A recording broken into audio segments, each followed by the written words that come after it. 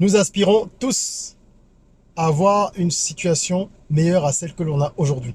Que ce soit sur le plan personnel ou sur le plan professionnel, nous avons tous ce désir-là, brûlant, d'avancer, de performer, de faire un peu mieux demain qu'aujourd'hui. Alors, comment est-ce qu'on peut y parvenir? Il y a sans doute de nombreuses façons de faire, plusieurs chemins, mais je vais aujourd'hui vous donner une clé. Une clé qui va vous permettre de déverrouiller différents comportements de votre existence. Et vous verrez, ce n'est rien de complexe en théorie. Après, il faudra pratiquer. Mais savoir comment procéder, c'est déjà un grand pas. On en parle tout de suite. Je suis Régis Saizy, entrepreneur multipotentiel, conférencier, formateur et artiste. Je partage avec vous sur cette chaîne du contenu propulsif pour vous aider à rêver, oser et créer.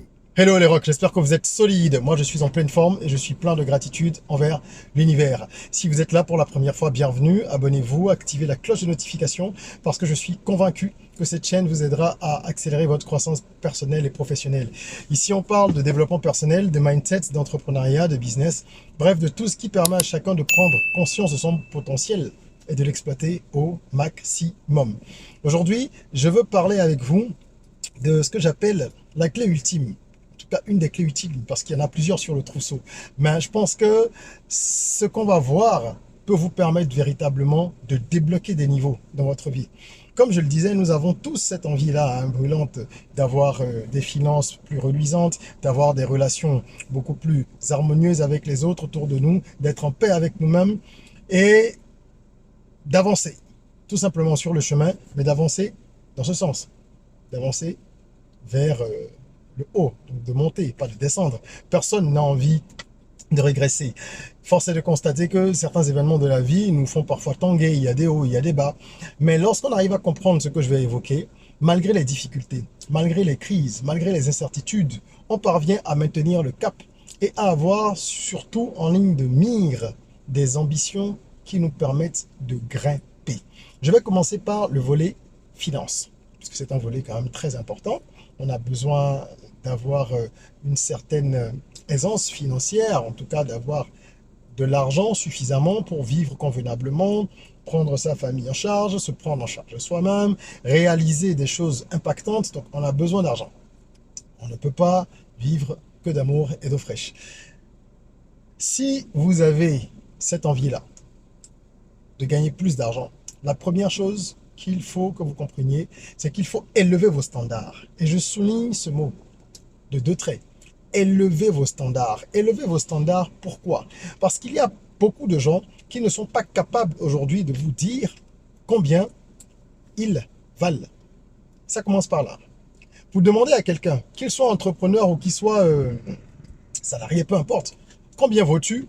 Même en entretien, regardez, les gens vous diront, ah, je sais pas, ou alors je vaux tel parce que c'est leur salaire actuel. Mais votre valeur, ce n'est pas le salaire que vous percevez. Ou si vous êtes entrepreneur, vous devez définir une valeur. Je connais aussi, à contrario, des entrepreneurs qui, comme certains salariés, ne sont pas capables d'évoquer cette question et de vous dire combien ils valent. Ils peuvent vous dire quel est le chiffre d'affaires de leur entreprise, qu'elle soit florissante ou non, cette dernière, mais là n'est pas la question. Toi-même, tu vaux combien? Si on devait te payer aujourd'hui, quelle est ta valeur réelle? Pas ce que tu gagnes, parce que peut-être que pour l'instant, tu te contentes de ce que tu as, ce qui déjà n'est pas une bonne approche, mais on va dire ça comme ça. Mais tant que tu ne sais pas ce que tu vaux, tu ne pourras pas aller vers ce que tu vaux. Donc il faut élever ses standards et ne pas avoir peur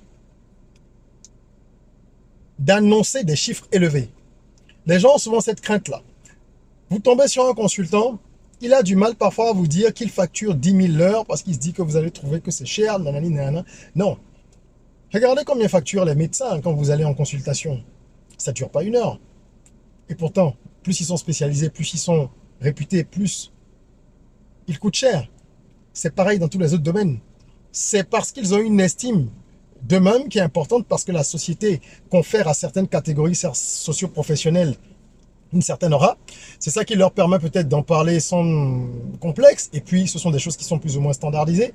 Mais vous aussi, vous êtes dans une profession libérale, ou que vous êtes à votre compte, ou que vous êtes un salarié dans une filière, on va dire entre guillemets, moins prestigieuse, mais pas qu'il y a moins de valeur. Hein, c'est ça qu'il faut comprendre. C'est à vous de vous valoriser. Et de dire, chez moi, la consultation, c'est 25 000 francs l'heure. Chez moi, c'est 50 000 francs l'heure. Moi, j'ai mes tarifs, par exemple. Que ce soit pour du consulting, que ce soit pour euh, une séance de coaching d'une heure, par exemple, ou alors des missions de conseil pour réaliser certains documents, certaines études, des études stratégiques. D'accord? Pour un business plan, je vais avoir un seuil. Pour une étude de marché, je vais avoir un seuil. Si on m'invite à un événement en tant que speaker, j'ai un tarif minimum en dessous duquel je ne bouge pas.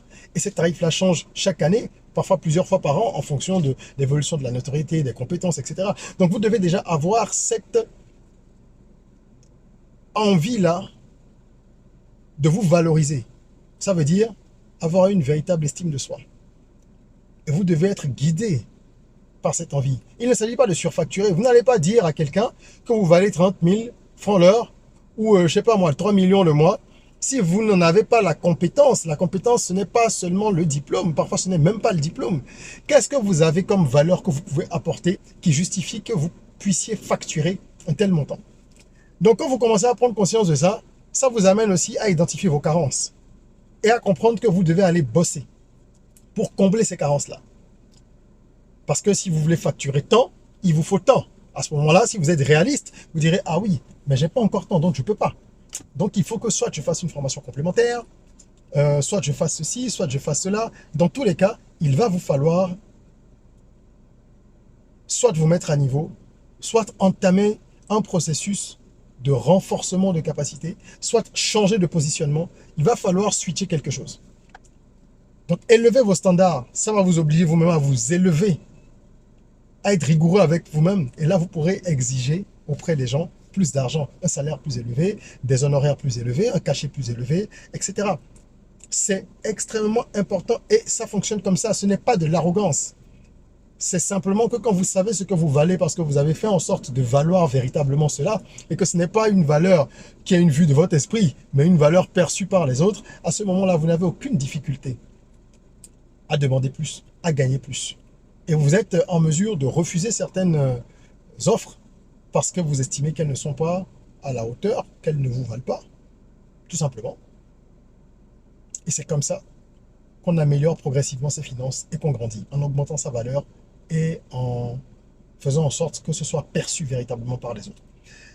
En ce qui concerne la vie personnelle, de façon beaucoup plus générale, votre santé, d'accord, physique, mentale, surtout votre épanouissement de façon globale, vous devez également faire quoi? Élever vos standards. Et je souligne à niveau. Il revient à ce mot. Gardez-le à l'esprit. Parce que si vous voulez avoir une meilleure santé, déjà, il faut vouloir avoir une meilleure santé. Beaucoup de gens vivent sans tenir compte de ça. Ils se disent, ben, je me lève, je mange, je dors, je fais ce que j'ai à faire. Ils ne s'occupent de leur santé que lorsqu'ils sont malades. Ça, c'est une erreur que nous commettons fréquemment. Alors que nous devrions nous occuper de notre santé, surtout quand nous sommes bien portants, pour faire en sorte de le rester et éviter de tomber malade. Et si vous avez du respect pour votre corps, que vous avez du respect pour vous-même, pour ce que vous avez envie d'accomplir dans la vie, vous saurez que ça passe déjà par une véritable prise de conscience en ce qui concerne votre santé. Et ça va vous amener, encore une fois, comme dans le premier cas, à travailler sur vous-même d'abord. Parce que vous allez commencer à faire attention à ce que vous mangez, pas pour perdre du poids. Ce n'est pas l'objectif premier. Si vous avez cette préoccupation, c'est quelque chose de subsidiaire ou de secondaire ou de complémentaire comme préoccupation. Mais c'est d'abord pour entretenir sa santé, avoir eu un bon système immunitaire, avoir un bon système digestif, être en forme tout simplement. Et maintenir ces cellules dans un état optimal ou en tout cas éviter de les dégrader. Donc tous vos actes vont dépendre de cette volonté-là. Est-ce que vous allez faire du sport ou est-ce que vous estimez que ce n'est pas la peine?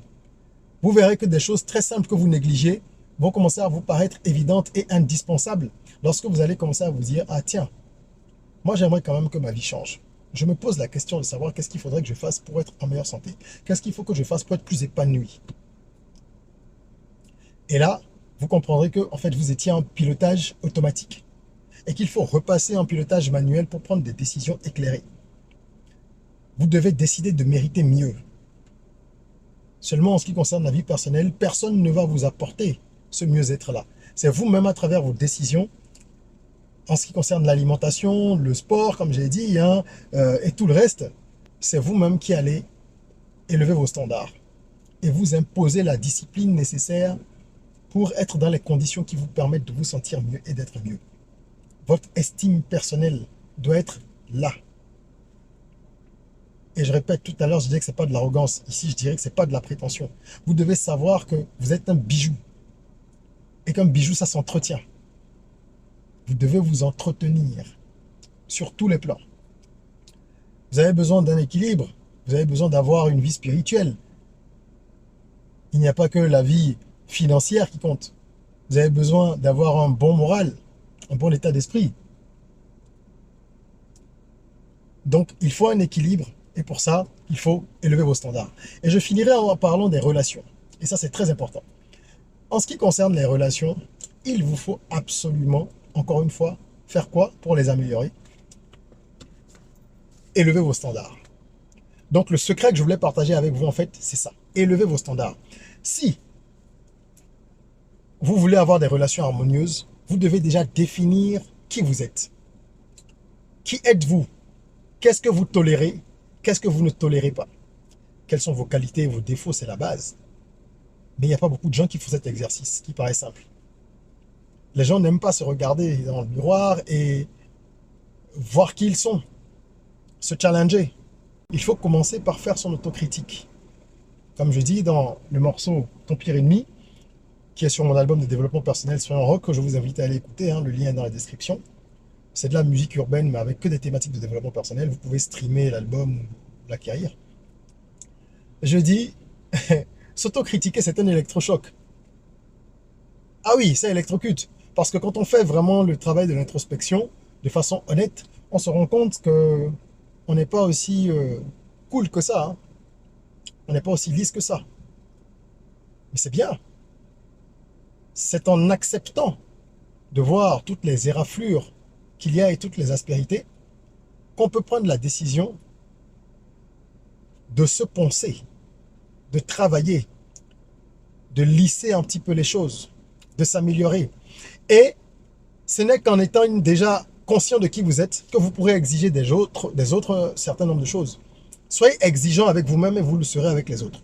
En matière de relations, que ce soit des relations amicales ou sentimentales, ou amoureuses, vous devez vous dire, je n'accepte pas ça. Et dire aux gens avec qui vous interagissez, moi, je ne tolère pas ça. Ce n'est pas que ce soit mauvais, mais moi, je ne tolère pas ça et je tolère ceci.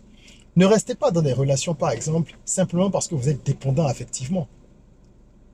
Parce que vous êtes avec une personne en couple depuis je ne sais pas combien de temps, vous avez développé une dépendance affective, ce n'est pas de l'amour. Et peut-être que vous acceptez des choses qui pour vous sont contre nature, au détriment de votre bien-être à cause de cette dépendance. À ce moment-là, il y a un problème.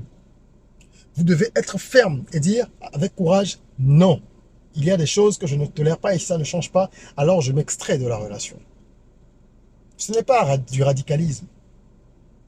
Il faut être rigoureux avec soi-même, avec les autres, pour se construire un environnement qui vous apaise et qui vous permet de vous propulser. Avec des amis, c'est pareil. Hein, si vous êtes avec des potes depuis 10-15 ans et que les choses ne se passent plus comme avant, parce qu'en grandissant, chacun développe davantage son caractère et que les choses s'affinent et les gens changent aussi en fonction des épreuves de la vie, en fonction des perceptions et de beaucoup de choses. Mais à ce moment-là, si ça ne vous convient pas, ça ne vous convient pas. Pour avoir des relations plus harmonieuses, vous devez décider d'être plus courageux et de dire oui à certaines choses, de dire non à certaines choses. C'est absolument nécessaire. Dire oui, dire non, savoir quelles sont les limites, savoir ce que vous tolérez. Et vous verrez que les choses changeront pour le mieux. Parce que en élevant vos standards, vous allez être contraint dans tous les domaines que j'ai cités là, qu'il s'agisse de vos finances, de la vie personnelle, des relations avec les autres. Vous serez contraint d'être vous-même une version améliorée. Parce que si vous n'êtes pas meilleur demain qu'aujourd'hui, vous ne pourrez pas exiger davantage d'argent, vous ne pourrez pas espérer une meilleure santé, une vie plus épanouie, vous ne pourrez pas espérer non plus des relations plus harmonieuses. So there we go. J'espère que vous aurez compris le message qui est beaucoup plus profond qu'il n'en a l'air et que ça va vous amener à réfléchir, à cogiter. pour décider comment est-ce que vous entrevoyez, vous envisagez les choses. Qui vous êtes réellement? Qu'est-ce que vous voulez? Est-ce que vous connaissez votre valeur? Est-ce que vous connaissez la valeur de votre vie et de votre corps? Est-ce que vous êtes prêt à vous donner la valeur que vous avez et à exiger ça également dans votre environnement, dans votre entourage? C'est à vous de répondre à cette question. C'est ce que je voulais partager avec vous. J'espère que cette vidéo vous aura été utile. Si c'est le cas, mettez un petit like, ça nous encourage à continuer à produire du contenu de qualité pour vous, du contenu propulsif. Abonnez-vous pour que la famille Rock continue à grandir. Ensemble, nous allons rêver, oser, créer de très belles choses. Et en attendant qu'on se retrouve pour une nouvelle vidéo, n'oubliez pas, prenez soin de vous, de votre corps, mais aussi et surtout de votre esprit, de votre mindset, quoi.